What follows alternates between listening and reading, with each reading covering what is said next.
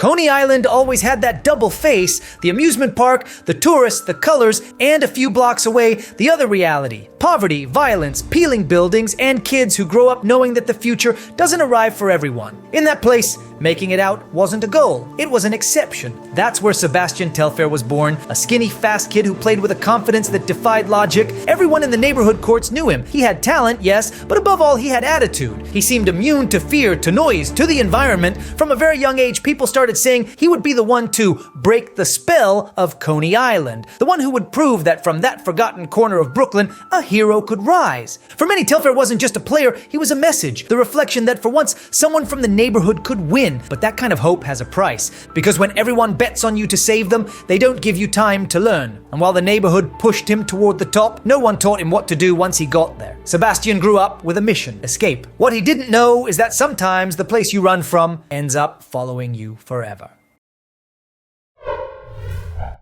Before Sebastian Telfair learned to walk among the flashes, he already had a shadow stepping on his heels. Stefan Marbury, his cousin. In Brooklyn, that name was religion. Marbury had done the unthinkable, leave Coney Island and reach the All-Star game. The kid from the neighborhood who made it, the one rubbing shoulders with Iverson, Garnett, and Kobe while his people watched him on television. And that success, which for anyone else would be a blessing, was a burden for Sebastian. Because when you have a hero in the family, failure stops being an option. Since he was 10 years old, Telfair heard comparisons. The neighbors, the coaches, the journalists, everyone said the same thing. He's the new Marbury. He's going to be better than Stefan. And each phrase meant to lift him up, pushed him down a little more, because they weren't seeing him, they were seeing a reincarnation with double the pressure. On the neighborhood courts, he played under everyone's gaze. If he scored, it was logical. If he missed, it was a disappointment. And when you're 15, that difference can shape you or break you. Even so, Sebastian took it as fuel. Marbury had become his map. If Stefan had opened the door, he would sprint through it.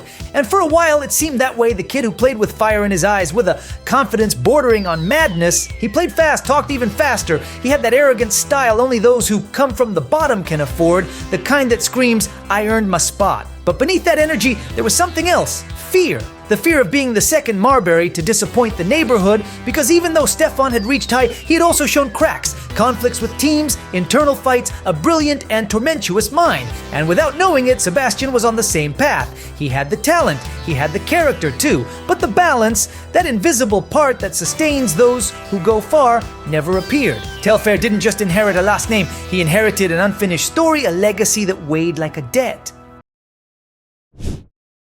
And when it seemed that this debt was finally starting to be paid, the cameras arrived to film everything. It was 2004 and Brooklyn had a new protagonist. Through the Fire wasn't just a documentary, it was a coronation before the debut. It showed Sebastian as the kid who was going to rescue his family from the neighborhood, with a hardworking mother, siblings piled up in the apartment, and a community that saw him as their last card of hope. The message was clear: if he made it, everyone made it with him. In the Lincoln High Courts, the stands filled with cameras. Every game was an episode, every point another scene in the story. Everyone wanted to believe. It was impossible not to fall in love with the narrative, the kid from Coney Island who was going to defeat destiny. But the documentary also did something deeper. It turned him into a character. Before stepping into the NBA, he already had a soundtrack, merchandising, and his own myth. The real story mixed with the fiction of a hero. And he, at 18, started living as if both were the same thing. At that age, he still didn't have maturity, but he already had a brand. He knew that whatever he said or did was part of the show,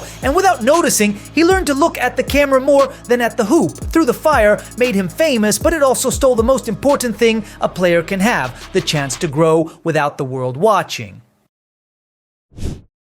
The documentary had sparked the flame, but what came next was the fire. Suddenly, Sebastian Telfair was the kid of the moment. The press portrayed him as the new face of New York basketball. Sports Illustrated put him on the cover. Slam magazine went further. It photographed him next to a young LeBron James under a headline that now sounds prophetic or cruel. Sebastian Telfair and LeBron James are about to take over the world. That cover wasn't just a photo, it was a sentence. At 18, Telfair was already sharing headlines with the most anticipated player of his generation, as if fate had placed them in the same league. But while LeBron had the body of a tank and the discipline of a soldier, Sebastian was 1.80 meters tall and barely out of the projects. The comparison was a mirage that he himself started to believe. The hype became a monster with his face. Adidas signed him for $10 million before he played a single game. Cameras, campaigns, contracts, everything revolved around him. And in every interview, in every ad, the same message was repeated. The next great guard from New York. That title that sounds like a coronation, but is actually a curse. Because when they sell you as a savior before you debut, any mistake feels like a scam. Telfair enjoyed the fame. Autographs, brand name clothes, cars, the instant respect that in his neighborhood was worth more than any college degree. And no one blamed him. He had gone from the projects to the cover in less than a year, but hidden in that speed was the real problem. The hype lifted him off the ground before he knew how to land. And when marketing sells you as a myth, there's no room left to make mistakes. Telfair didn't know it, but that avalanche of attention was the beginning of his fall. Sebastian Telfair was about to start his new life, college, a scholarship, training with Rick Pitino at Louisville. Everything was ready. For the first time, the path seemed clear, without potholes, without shadows. But in the Surfside Gardens projects, happy endings don't last long. One night, 2 of his friends were shot to death in the elevator of the building where he lived. They were kids like him. They played with him. And they died in the same place he thought he was escaping from. The news hit him like a brutal reminder. Time in the neighborhood isn't measured in years, it's measured in luck. Suddenly, basketball stopped being a game and became a lifeline. Telfair decided not to go to college. He said he couldn't risk losing everything before getting his family out of there. He entered the draft directly, not out of ambition, but out of fear, out of the feeling that if he stayed one more year, he could end up being the next one. The press sold it as a story of overcoming adversity. But behind the inspirational narrative was an 18-year-old kid making an adult decision with fresh trauma and a camera pointed at his face. The documentary showed him smiling, confident, with motivational quotes. But that smile hid the exhaustion of someone who had already seen too much. The 2004 draft selected him with the 13th pick, Portland Trail Blazers. It was official. The kid from the projects had made it, but while everyone applauded, he kept looking over his shoulder. He kept the paranoia that danger never leaves. He had escaped the neighborhood physically, yes, but mentally, he was still playing to survive. That day, Telfair became a professional, and without realizing it, also an adult, with everything that entails: contracts, pressure, responsibilities, and a past that doesn't believe in second chances. On paper, Portland's pick looked like a promise, but in practice, it was a high-risk bet. A 1.80-meter point guard straight from high school without college experience and with more cameras than fundamentals. The city welcomed him with expectations and curiosity. The kid from the documentary, the new Marbury, Adidas' next idol. But when the ball bounced for the first time, the story began to change tone. In the NBA, the defenders were as fast as he was, but 20 centimeters taller. The moves that looked like magic in high school were routine in the league, even for a reserve. His outside shot was unstable, his defense weak, and his decision-making chaotic. In his rookie season, he averaged 6.8 points and 3 assists in barely 20 minutes per game. Decent numbers for a kid, but far from what was expected from a future star. The contrast was obvious. While LeBron, his slam cover partner, was already the face of the NBA, Telfair was fighting for minutes behind veterans, and for someone used to being the center of the universe, that was a devastating psychological blow. The kid who had always played as the protagonist had to learn to be a secondary character, and he didn't handle it well. His second year showed small improvements, 9.5 points, 5 assists, and 35% from 3, but the tension was already in the air. In practices, coaches saw him as talented, yes, but undisciplined. And in a league where the line between promise and problem is razor thin, that reputation weighs more than any statistic. Portland at that time was a rebuilding team with a complicated locker room and a reputation as the modern NBA bad boys. It wasn't the best environment for a kid still learning how to be an adult, and while other players adapted to the pace, Telfair kept searching for his place. He played with anxiety, looked frustrated, argued with the coaches. His talent never disappeared, but his maturity never showed up. Here, lessons don't come in words, they come in trades. And Portland, after 2 seasons, understood the experiment wasn't going to work. They traded him to Boston, just like that, without ceremony. From promise to trade piece in less than 2 years. That's where his real game began, the one not played on the court, but in the mind. And as would become clear later, that was the part of the game he never managed to win. The trade to Boston seemed like a new opportunity. A team with history, a city that breathes basketball, and the chance to start over. But instead of finding stability, Telfair ran into the same ghosts: inconsistency, frustration, and an attitude that was starting to wear on everyone. He began the season as a starter, but his performance declined. He averaged barely 6 points and 2 assists, and the coaches no longer saw the special kid from the draft, but just another ordinary player. In the NBA, that is almost a sentence. When they stop waiting for you, they start replacing you. The accumulated tension exploded off the court.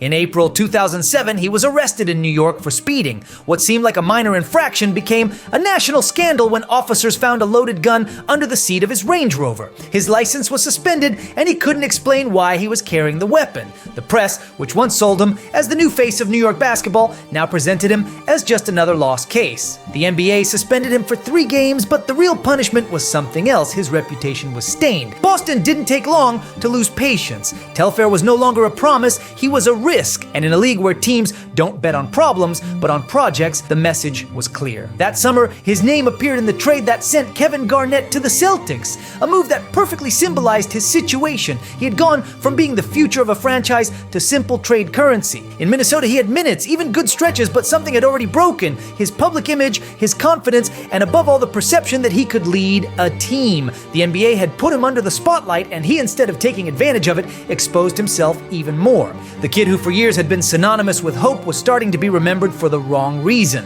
The gun incident wasn't just a police scandal, it was the exact moment when his career stopped being a story of growth and became one of survival, and from that point on, every team that signed him did so expecting him to fail.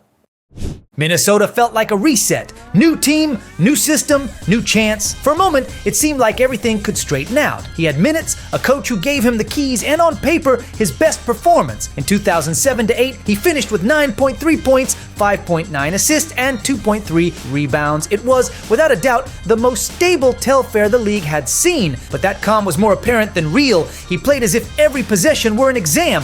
One bad pass and it looked like the floor opened beneath him. He had flashes of talent, yes, but without consistency, as if the confidence turned on and off at the same time. The game at the top demands evolution, not repetition. Telfair kept the speed and the handle, but he kept competing on impulse. And while basketball became more physical and cerebral, he didn't solidify an outside shot or a defensive impact. His profile was closer to a rotation guard than a long-term starter. And in a league that manufactures replacements every June, that's almost a sentence. Instability started getting stamped on his passport. After Minnesota came the trade to the Clippers, from there, a 2010 trade to Cleveland, and that same year back to the Wolves. Too much movement for someone who needed stability. Later came limited roles in Phoenix, and the last 2 stops, almost symbolic, in Toronto and Oklahoma City, until his NBA chapter ended at age 30. An entire career summed up in relocations and half-fulfilled promises. Viewed coldly, his statistical ceiling as a starter never broke the symbolic barrier that separates the solid from the player who anchors a franchise. Long defenders smothered him on drives, and when the game demanded patience, he responded with reflexes. The highlight was there, but not the weight. That technical gap, more than any single mistake, is what slowly pushed him into the second tier. A useful player in stretches, yes, but difficult to sustain as a long-term project. To the public eye, he became an electric point guard who never quite clicked. To him, it was a fight to belong, and there lies the point. He wasn't stopped by lack of talent, he was stopped by lack of adaptation. The game changed languages, and he kept speaking in singular, and when that happens, no team can save you. When a player starts to fall, the first thing he needs is someone to tell him the truth. Telfair never had that. Around him, no one held him back. Family, friends, even those who called themselves agents, everyone maintained the idea that the problem wasn't him. Every fall found an external culprit. The coach doesn't get him. The team doesn't use him right. The league never wanted to see him shine. A chorus of support that seemed loyal but in reality lulled him to sleep. Because when everyone tells you that you're fine, even when you're not, you end up believing it. And that comfort, more than the defeats, was what isolated him from the rest. His brother Jamel Thomas, also a former player, was his biggest influence. From loyalty, yes, but with a side effect, reinforcing the narrative that the system had betrayed him. In recent interviews, Jamel still talks about injustice and clipped wings. It sounds protective, but it was anesthesia. If you don't feel the mistake, you don't correct the mechanics. At the same time, old friends from the neighborhood continued orbiting between nostalgia and convenience. Some depended on him, others enjoyed someone else's spotlight. And when the light began to fade, that circle dissolved.